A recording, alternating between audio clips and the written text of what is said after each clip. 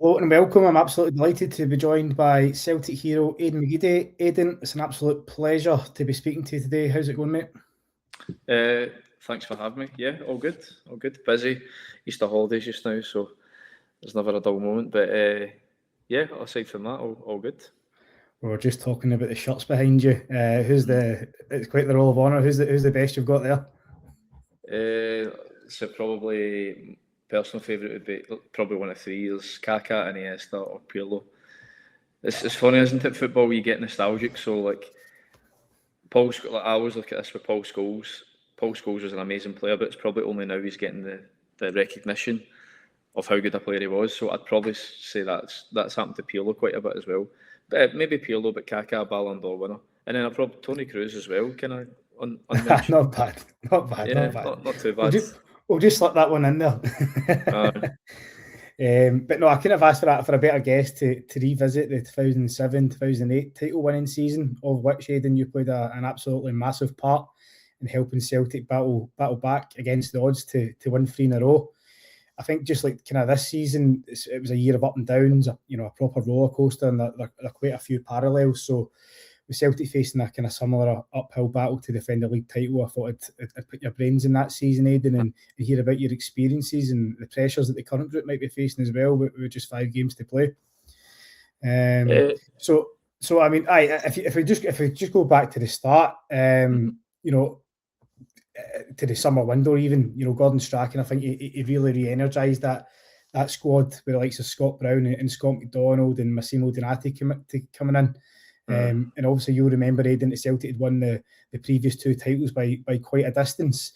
But with Walter Smith back at the helm, were you quite as confident that Celtic would still be able to win the league, or did you anticipate a much stronger Rangers? Well, I think if you go back to the time that I played and competed against Rangers, it was always a strong Rangers team we competed against and played against. From when I broke through under Martin O'Neill, I was a team of the De Boer brothers, Fernando Rickson, Barry Ferguson. They had a very, very strong team. I think that was when Celtic, if you compare now Celtic and Rangers, I suppose taking this season out of it, Celtic have been so far ahead of Rangers in the last 12, 13 years. Obviously it's getting closer now, but I think that's due to probably Celtic performing poorly, Rangers performing poorly, Hearts being stronger. It's been a mixture of all things. But in that season, I was confident because we'd won 2 titles in a row, and we had a strong team, we had a strong squad. I think we got to the last 16 that season of the Champions League, and then we had another campaign ahead of us. It was a bit of a rollercoaster season because, we were the favourites to win the title again, but loss of form, injuries to key players, just inconsistency throughout the season kind of marred us the whole season. And you go back to that last, I think I remember we lost at home to St Mirren. I think it was St Mirren or Motherwell. We lost 1-0 to Motherwell. Yep. We lost 1-0 home to Motherwell, and it was kind of almost like that. That was the season done. That was the feeling around the dressing room. That was the feeling around the stadium. But from somewhere, we managed to, have a bit of a change in mentality, and it was kind of like, right, if we win every game from now to end the season, we win the league, which everybody was saying it's absolutely impossible. There's no way with the history of your performances this season. There's not a chance that's going to happen. But we managed to dig deep and just find something from somewhere, and we went on that unbeaten run. And with a lot of tough games to play, a lot of tough places to go. We had to go to Motherwell twice on that sandy pitch, if you remember correctly. Yeah. But they were struggling to find a blade of grass on it. The sand pit. And it was almost like, we cannot slip up here. We cannot lose any game. Because I think even when we played Rangers, we played Rangers twice as well. I remember going into those games thinking, like, if we even draw this game, Rangers have won the title at Parkhead, which I think the last time that happened was, I thought you were going to bring the picture up there of the scenes, I think, when it was Hugh Dallas hitting the head with a coin. I think I remember as a kid, Rangers won the title at Parkhead, and I was like, I don't ever want to experience that. And imagine being part of a team that leads to that. So, we managed to win every single game. That was the Nakamura night where he scored, and then obviously Jan scored the winner. That was probably the most tense game I've played in, I think, in terms of what was at stake. But we managed to win every game, and as the season goes on, with 2-3 games left, it was almost like the momentum was shifting in our favour, especially with the 2 wins against Rangers, and just the end to that season was just amazing to win it in that way. People would always ask me, what's been your, the best title you've won, and I would probably just say that just down to the way it was won, the manner it was won, and the kind of the surrounding extenuating circumstances around it. Yeah, and you kind of touched upon the memorable Champions League campaign and the famous win against Spartak Moscow to seal Celtic's place in the group stages. Of course, it went all the way to the penalty shootout, and with so much on the line, after Boric saves that decisive penalty, Celtic Park erupts and you're through. What were the emotions like that night? Because the place went absolutely mental. No, I've just got a vivid memory of Tommy Burns jumping in top. Well, that probably leads quite well into talking about the league as well, but that was just Tommy's character. Do you know what I mean? Tommy was one of the lads. Listen, he was a coach, and he was the person that could bring you down a peg or two. He was the person that you leaned on for advice, but he was still a Celtic man through and through, a Celtic man at heart. And when we did go through, because look, Spartak Moscow, it's always funny when you get a Champions League qualifier. Spartak they were a bit unknown, weren't they? Because you don't watch much of. Well, I know from experience, not a lot of people watch Russian football, so you didn't know. And by the way, back then, it's not that there was a lot of video analysis. There was no video analysis back then either, so we kind of didn't really know what to expect. And when we played against them the first leg out there, we drew 1-1. Paul Hartley scored a header. We were like they're a good team. Like they know what they're doing. They can play football. So the second leg, I think we actually played quite well, but we gave away a goal quite early on. But it was again a very, very nervy atmosphere, and Big Arthur came up trumps in the penalty shootout, but it managed to get us through to that next stage. But Tommy was right in the mix of it, just jumping on top of everybody, and then that probably goes. I'm talking earlier on about you find something from within. Tommy passed away kind of a few weeks before the end of the season. I think also Phil O'Donnell did as well, and that was the reason I think the league was extended, because I think I remember the game against Dundee United was a Thursday night at Tannadice, it was unheard of to play a game on a Thursday night, but it wasn't spoken about much, but I think it was kind of at the forefront of everybody's mind to get this one over the line for Tommy, because he'd been there for so long and he'd been with us the whole journey up until I think when he got ill at first. It might have been the January, February, possibly when we all found out about it. But Tommy was the lifeblood of that whole Celtic team. So I'm not saying that was the reason we won it, but it definitely gave us an added impetus to go on and do it for him. Yeah, as I say, I've got this vivid memory of Tommy Burns. I actually watched the video. It's a really famous picture. It's that one picture that everybody thinks of, don't they? When we beat Spartak in the penalty shootout and everybody's jumping on top of each other and Tommy's just jumping over the end. It's that one picture that sticks in everybody's mind. Yeah, it just sums up the man he was.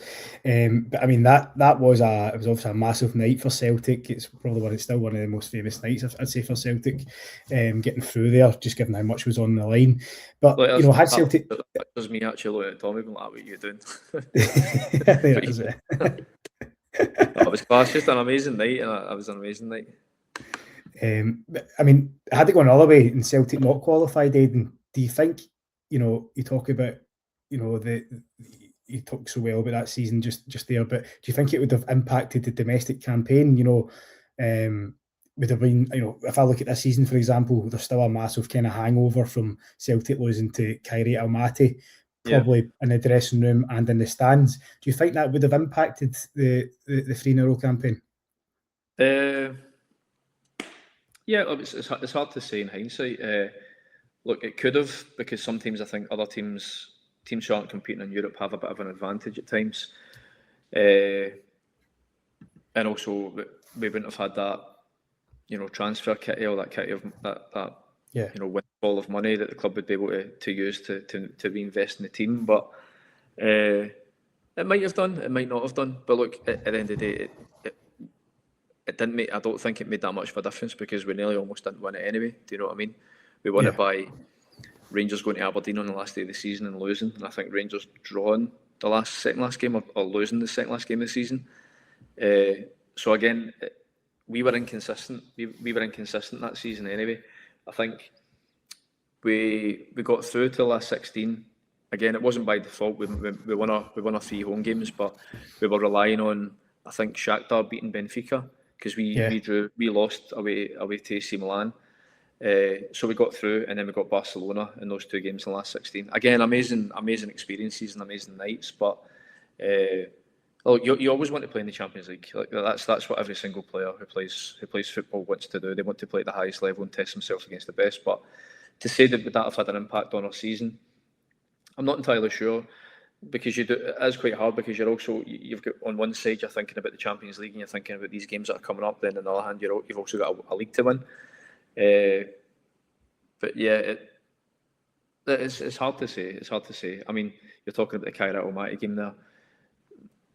Is there a hangover effect on this season based on that? I think the situations are slightly different. I think with the disconnect with the fans and the board and things like that, and fans saying they're not spending any money, I think that's only impounded, and it's actually made it a bit of a bigger issue than it probably could have been, because fans will accept the team not qualifying for the Champions League, I think, if they see that everything has been done to make the team better. Whereas I think this season the fans are saying, well, that we don't feel that's happened.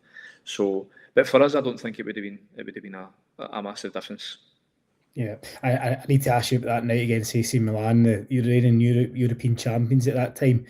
How did that team manage to turn Parkhead into such a fortress where, like I say, the Champions League winners are scared coming to Glasgow and end up leaving empty-handed? Scared is I'd say scared is a slight overstatement, if I'm being honest. I don't think any of those players were scared, but I know what you mean. It's the atmosphere of intimidated, intimidation and that kind of zing around the ground that's probably they've never heard before. Because look, Celtic Park, I think there's no coincidence that any time that we done well in the Champions League, like we won our games at home, but away from home we couldn't win. Yeah. So it just goes to show how much of an added, that's a cliche, 12th man that Celtic Park on those nights was like.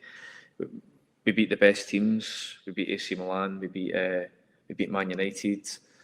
We ran Barcelona close just when Messi was kind of starting to burst on the scene. We lost 3-2 at home, but we could have won that game 2-1. It's a cathedral of football on those nights. It just everybody wants to play. You can hardly even hear the fans due to you can't even hear the Champions League music due to the fans. And I've read loads of ex-players talk about it, saying it's the best atmosphere they've played in football, and that's guys like Iniesta and I think like Seedorf and things like that. There is something about a Champions League in Parkhead when something's properly at stake that can make even the best, wilt under that kind of pressure. Yeah, and you look at how mediocre Celtic have been in Europe in recent years. I think the game against Feyenoord a couple of years ago when Gustav Lagerbielke popped up with a last-minute header, that was Celtic's first home win in the Champions League in a decade, which was crazy. How do Celtic get those famous nights back? I think listen, it's going to be very difficult, because I think I kind of argue with people sometimes, and it's not argued debate about the European League has went so much. The top teams in Europe can now spend 150 million, 200 million on a player, and Celtic can't do that. But I was like, well, it's all relative. That was the same when I was at Celtic. AC Milan and Real Madrid, whoever could go out and pay 50, 60, 80 million for a player, and we were still spending 3, 4, 5, 6. The gap, I don't think, has got any bigger in terms of financially. It stayed the same, but obviously the sums are bigger. But I definitely think that the quality of the Celtic teams isn't what it was in terms of being able to compete with these teams. But then saying that, you go back to the Champions League game against Real Madrid a couple of years ago, when I think Real Madrid were the European champions at the time. The first half, Celtic played very, very well and competed. I think it's just about getting consistency in Europe. And look, when you're not exposed to Champions League football every single year, and going forward, that might not be happening for the foreseeable.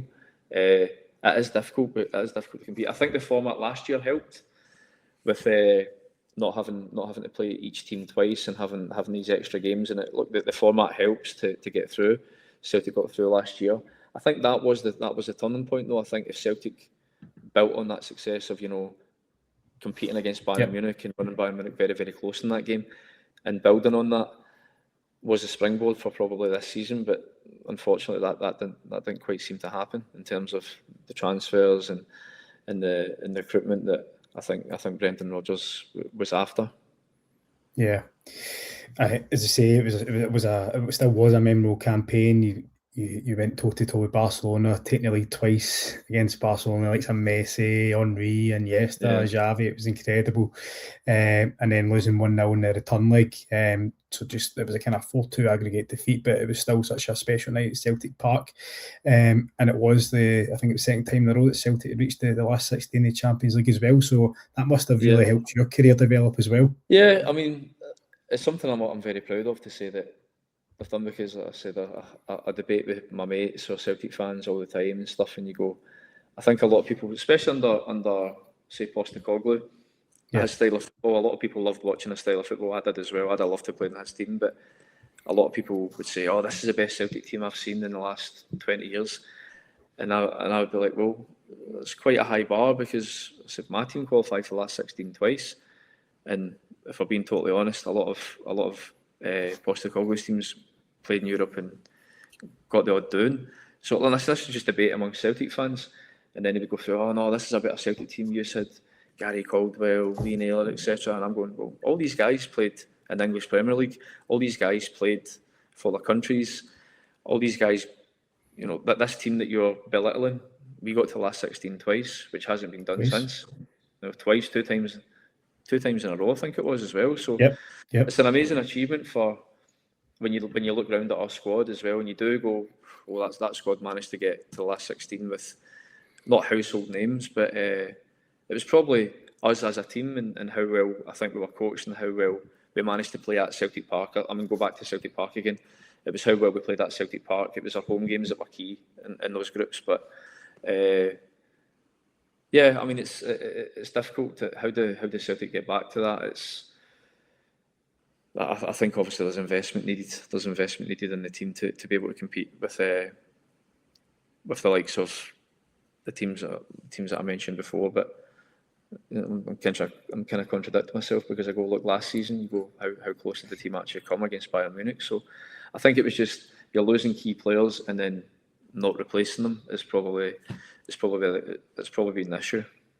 Yeah, as I say, there were some special nights in that Champions League campaign. But we go back to the league. I think Celtic were top of the league for pretty much the entirety of the first half of that season. Then they started, I think you touched upon it, Aiden, went through a kind of bit of a blip around about the festive period. I think dropping points to Hearts, St Mirren, Inverness and Hibs, I think it was, in December.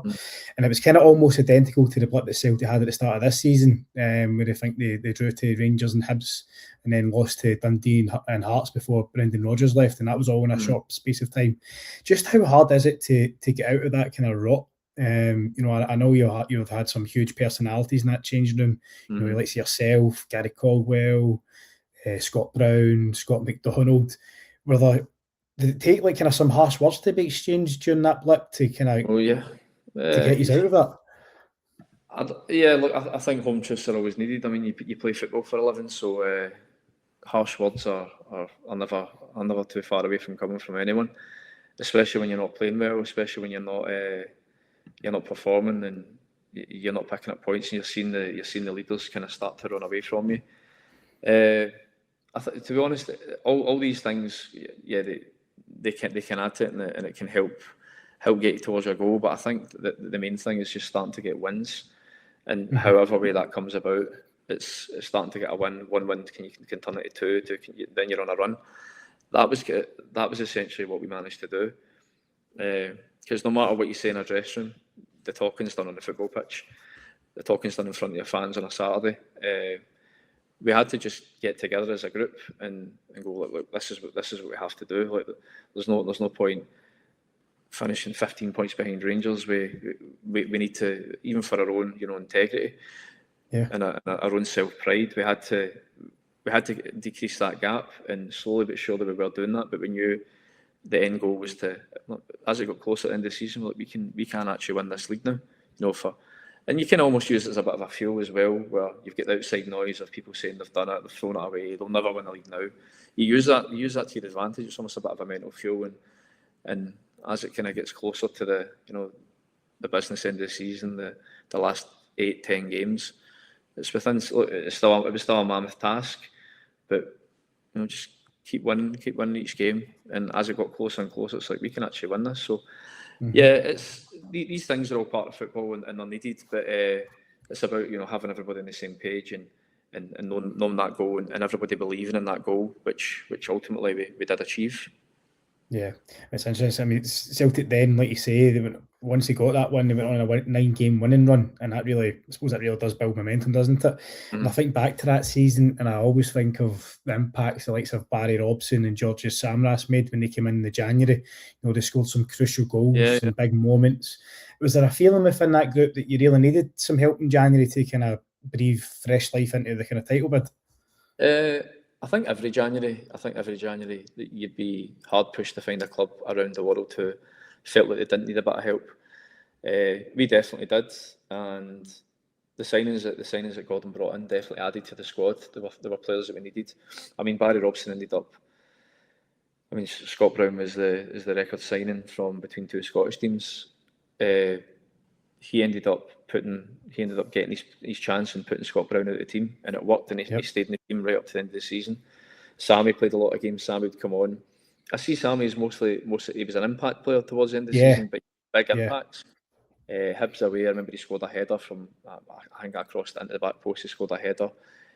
Coming on against Kilmarnock and kind of having that run where he ran all the way down the touchline and cut in. Sammy scored some important goals for us. In fact, I think Sammy scored actually the winner at Hibs at home actually as well. I think we won 1-0. That was that last 6-7 game spell. So the players that came in January definitely made a big difference to the squad, and it was needed. But every manager come a January will be looking for new signings. It's just the way of football. But we definitely need some reinforcements that January. Yeah. Does that make it all the more bewildering, Aidan, that Celtic didn't do more to support Martin O'Neill in this January window that just gone by, when it was clear that the team was lacking some real difference makers? Yeah, it does. I don't know the dynamics of the structure of the football club, but when you've got a manager who is obviously under Brendan Rodgers, you've got a manager who was quite vocal about the players that he wanted in, and you could see there was obviously some tension between himself and the board. That was in the summer, and to then have the summer where, I mean, if you're being honest, the club let Kyogo go in last January, and didn't replace him. And Adam Ida, I think, was still there. He was then signed on a permanent. Well, he was already signed a permanent, but the club never replaced Kyogo, right? So, and then you get to the summer, you think, right, well, they're going to get a replacement for Kyogo, and then that doesn't happen, and then Adam Ida goes, so you're effectively only left with Maeda as the single, the single striker, or seen as a striker in your squad. So obviously to have that window in the summer when you get Champions League qualifiers to prepare for it to go the way it did, you think, right, well, January kind of can't be the same, and then January comes around and you're kind of waiting until the last few days of the window for players to come in. It's again, like I said, I don't know. It's obviously been very hard for Martin and Sean to get players in, because they might have been told, look, you're not getting any money to spend. I think essentially the only players that they got in were all loans, weren't they? Arojo was brought in as a loan under Nonsi. Effectively, it's all loans, and it's very, very difficult to get loans right immediately, where you're looking at a lot of the players that we brought in. The players that weren't playing at their parent clubs, so you're needing them to hit the ground running and get game time, and that's not been the case. So yeah, it's strange, but again, like I said, I don't know what the background is on who's making the signings and who's leading the recruitment team, because you don't know what's going to happen past the summer. The club might have said, you're not getting any money to spend, you're not going to be able to go and spend £8-9 million on a striker, when Martin and Sean might not be there come the summer. So I honestly don't know, but it was strange to think that this team needed solid reinforcements, and yeah, they weren't brought in. So it's I found it. Yeah, I found it strange that didn't happen. Yeah, I mean, in terms of your team, as I say, like Barry Robson and George Samras, they made the difference. I think Barry Robson even scored in his debut with his first kick of the ball, didn't he, with a free kick at First touch, wasn't it? Yeah, it was. That was the 5-1 game. Yeah, come on as a sub, and he took the free kick. It was his first touch in a Celtic top. Not a bad start. And then from that point on, he actually, I think Bruni gets suspended, and then Barry Robson played with Paul Hartley in midfield, and I think Strachan was like, "This is working." So and it worked from that point to end of the season. It didn't change. Yeah. That day he made his debut. Am I right in saying you did the classic McGeady spin? So it wasn't the spin as such. It was more a Maradona turn, that one. But yeah, you can call it that. Yeah. Again, that was the season in a strange way. Personally for me, I had probably my best season at Celtic, and in terms of my personal playing form, I won Player of the Year and Young Player of the Year. But none of that would have really meant anything if we hadn't won the league. So there's that as well. I could look back and went, "Oh, that was a great season personally," but I had to finish with us winning the title. So, and luckily everything managed to click into place, and we did. Yeah, I suppose you kind of touched on this, Aiden, but just to actually more about it, from February onwards, all the chat was Rangers would be on course for quadruple, because obviously they reached the UEFA Cup final that season as well, and I suppose they had to play more games than Celtic. And they were in all 4 competitions. I think Celtic crashed out of the League Cup and the Scottish Cup to Falkirk and Aberdeen, I think it might have been. Did that hype around Rangers proper, fuel you? You're Celtic born and bred, and as a Celtic player, with your family and friends in the stand, I mean, a club that means so much to you. Was there this desire that there's no way you're going to let this happen? Yeah, well, obviously we couldn't affect Rangers' UEFA Cup run, but nobody was more happy than me when they lost that. Honestly, because you were hearing all the talk of Rangers possibly doing a quadruple and us being left with nothing. The ones that threw the season away. So yeah, listen, being a Celtic fan and growing up and living in Glasgow, having to listen to that if that was to happen for the next 100 years would have been really difficult. And then we could impact the league. So thankfully come up against a very, very strong Zenit team, who I know them well, because obviously I then moved to Russia. They came up against a very strong Zenit team, who played them in the final, and yeah, we managed to. But again, from Rangers' point of view, they did have a lot going on, and I'm not saying that's a factor, but when you're fighting on so many different fronts, it can be difficult. But yeah, we managed to do our job and win the league and stop that from ever being a thing or ever been a thing in folklore. Because I think back to that season, I think, what did Rangers win? The Scottish Cup. Scottish Cup, yes. Who won the League Cup that year? And the League Cup, as well. League Cup as well. So Rangers effectively still managed a double, but that's never spoken about. That's never spoken about. It's about us winning the league that year, and probably more Rangers losing the Europa League final. So thankful to say it clicked into place, the things that we could affect, and the things we couldn't affect, actually. Yeah. And then, I think approaching the business end of the season, you have a draw at home to Dundee United, back-to-back defeats against Rangers and Motherwell. And then, like we kind of touched upon, Aiden, that saw Celtic's chances completely written off, 6 points behind Rangers, who I think actually had 2 games in hand as well, with 7 left to play. Yet that group of players defied the odds by winning the last 7 games to win the title. Is it fair to say, I'm looking back at the remaining fixtures that time, is it fair to say that night against Rangers when big Jan Vennegoor of Hesselink scored that last minute winner, was that the real turning point of that season? I think that probably was the turning point that night, when Naka scored that kind of swerving volley, and then Rangers got it back to 1-0. And I remember thinking, like, this can't end in a draw, because Rangers will effectively have won the league at Parkhead. And we just kept going. As we did that season, or during that kind of run, we kept going to the end, and when Big Yang scored that goal, I remember the relief. Listen, it burst into a fight. A fight happened after it. I think it was me and Nacho Novo, and then there was like. That's not like you to be involved in that. No, I was kind of at the side with Nacho Novo because he was annoying me a wee bit. He was kind of in my face saying like, "Oh, I've had you in my pocket" and stuff. And then when we scored, I ran straight to him, but it kind of broke into a fight with other people, and there was a few sendings off. But the relief when Big Jan scored that goal was like a moment I'll never forget. But once the game's done, you're like, well, we play Rangers again. I think we played them the following Saturday or the weekend after at home again. Nice sunny day. A far more cagey affair, I felt. But yeah, we managed to win that game, and that probably was the turning point because I think everybody had us down as losing that game that night.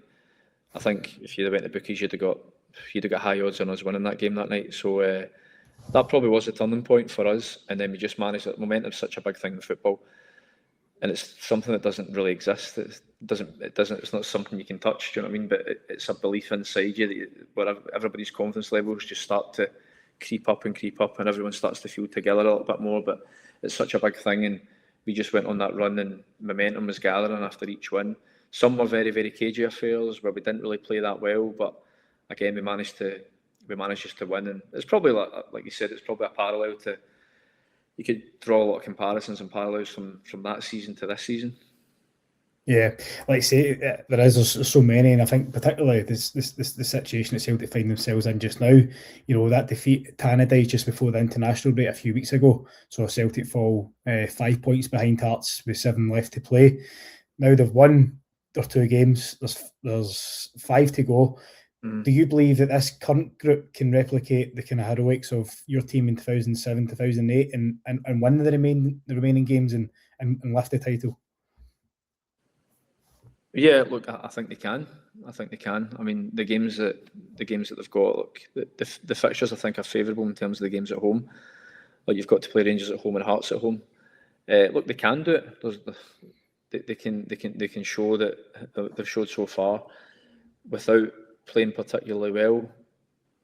They've been managing to grind out wins, and that's what you need to do. Look, I think a lot of people are frustrated and unhappy with how the team are performing, but I don't think they'll care if the team go on and manage to win the remaining 5 games and lift the title. That's what it'll be remembered for. The difference between this season is though you've got another party who are in the mix as well, and it's not just Rangers. It's look, from a neutral point of view, it's so exciting, isn't it? Because you've got 3 teams essentially vying for this title with 5 games left. I mean, how many times in the past have we seen us Celtic with a 10-15 point gap going into the last 5-6 games, and these are all dead rubbers. And similar times it's happened to Rangers. You've never had 3 who are within 3 points of each other and going with 5 games left. So look, I think Celtic can do it. I think Rangers are performing well at the minute. I think it was a good performance and a massive win at the weekend there against Falkirk. And Hearts are grinding out results as well. Like I thought, if Hearts drew at the weekend there again, I think they're starting to slip away, but they win.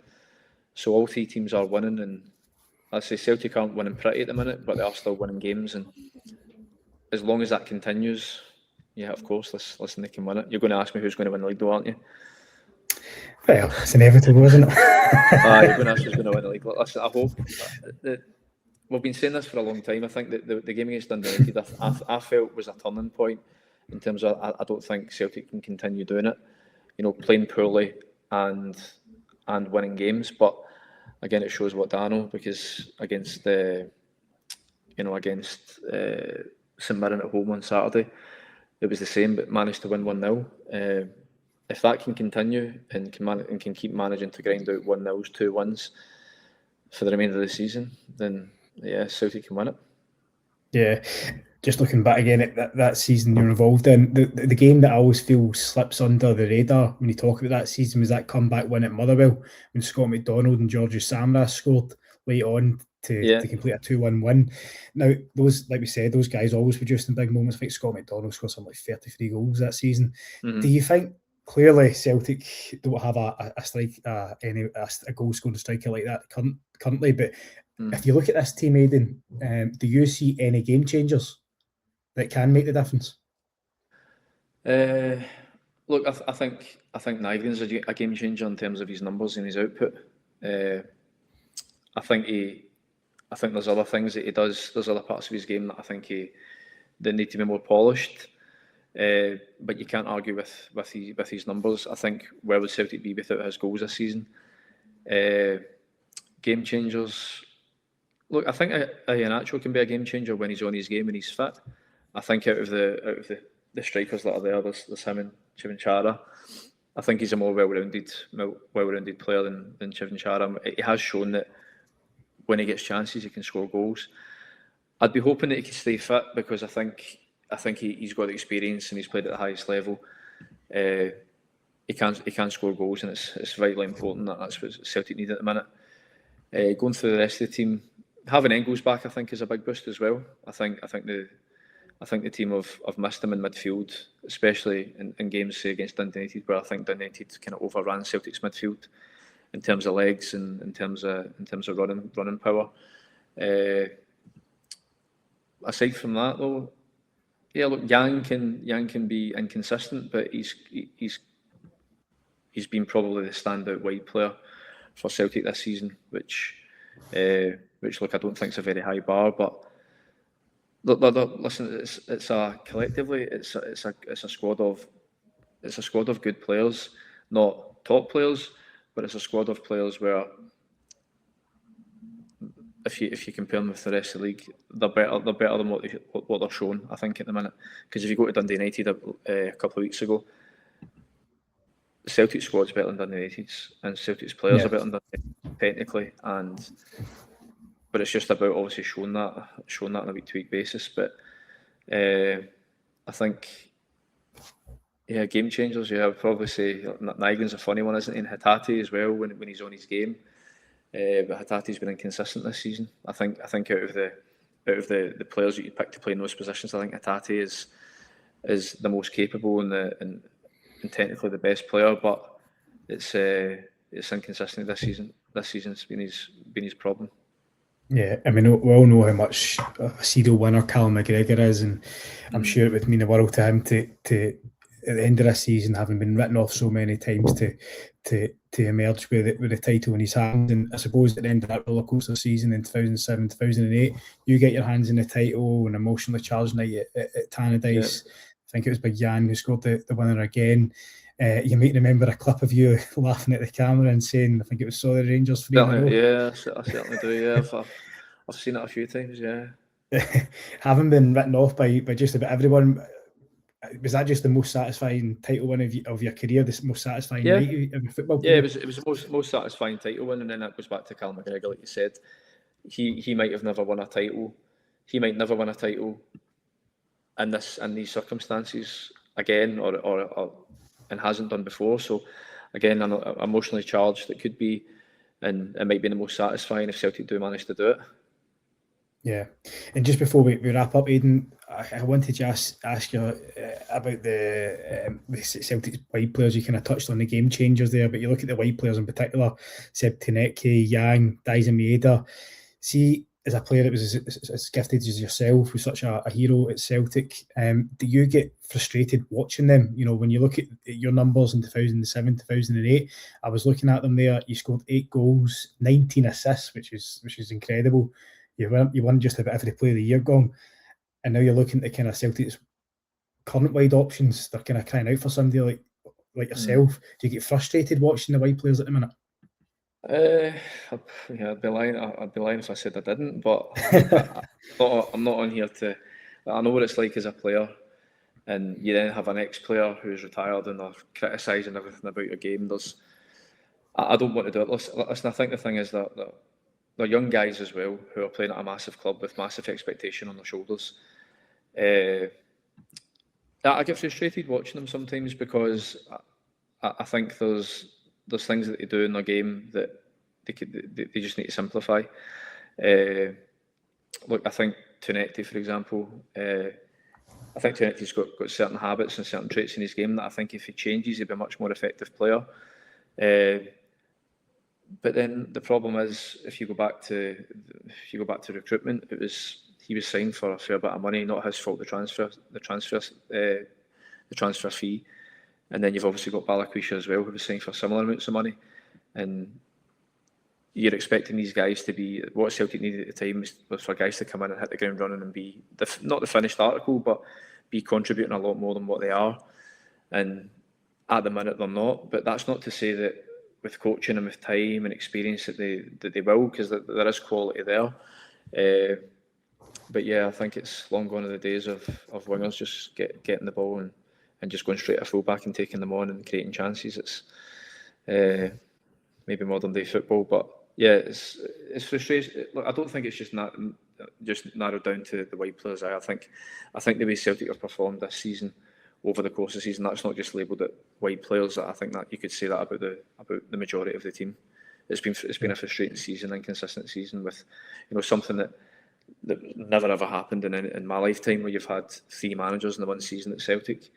So there's a lot of it's been tumultuous, and there's been a lot of different changes and different adaptations to a new manager's style, and it would have been hard for the players as well. But again, you're still probably expecting more from Celtic on the pitch in terms of the players. I know you've said in the past, Aidan, you don't want to be a manager. I think I'm right in saying you're doing some scouting work at the minute. Is that right for Wigan? Yeah, just do some part-time scouting work for I kind of cover Scotland for Wigan. It was actually Sean that kind of put me into that role, but now he's in at Celtic. I'm not in there yet anyway, which I'd like to be, but I'm not in there. But well, you won't be surprised to hear that was going to be one of my questions. Would you ever be interested in going back to Celtic in some sort of coaching capacity? I mean, like I say, you're probably the most gifted talent that's come through the ranks in the last 30 years, and your experience and obviously your coaching skill set as well. I'm pretty sure there would be some sort of role for you at Celtic.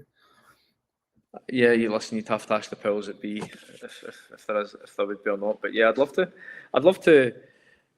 Yeah, like you're talking about wingers there. There's things that I think I could help players on, and little things in the game and coach them.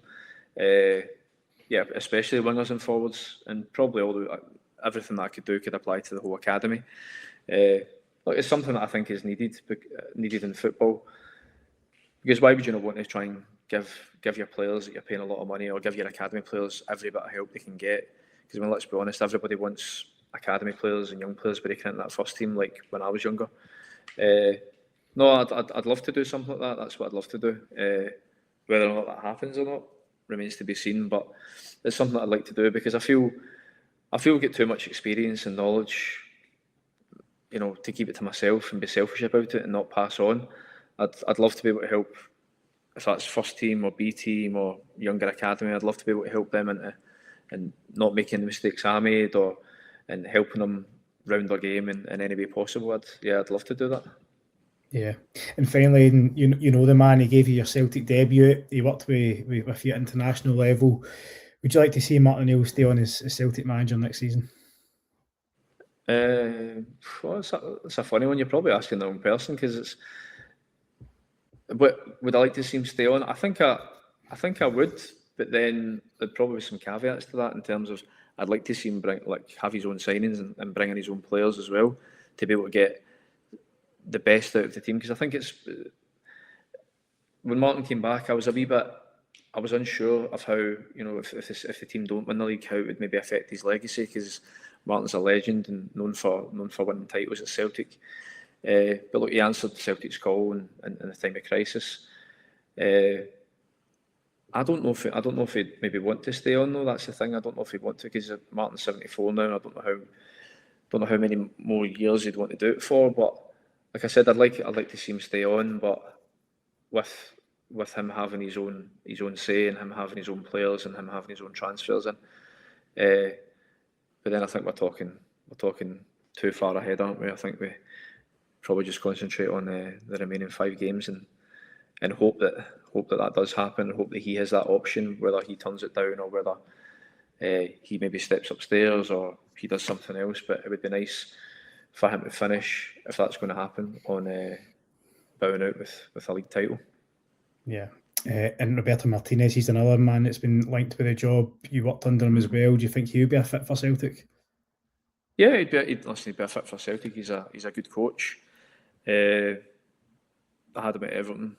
We didn't see eye to eye. I just didn't play much under him at Everton. Very good coach, look, and got masses of experience in terms of won the FA Cup with Wigan. Had we when I was at Everton, we finished 5th. Should have finished 4th, really. I think it was Everton's highest ever points tally in the Premier League era. Managed Belgium, now manager of Portugal.